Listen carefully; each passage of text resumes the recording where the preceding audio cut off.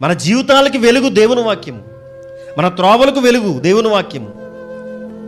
అంటే దేవుని వాక్యాన్ని మనం ఎలా ఆలోచన చేయాలంటే, మన జీవితాంతం కూడా దేవుని వాక్యాన్ని విడిచిపెట్టకూడదు, ఆయన మాటను విడిచిపెట్టకూడదు. కానీ నేటి కాలంలో చాలామంది చేస్తున్నది ఏంటంటే, ప్రియమైన దేవుని వాళ్ళ టైంపాస్ అంటే సినిమాలని, సీరియల్స్ అని, లేకపోతే ప్రోగ్రామ్స్ అని, అడ్వర్టైజ్మెంట్స్ అని.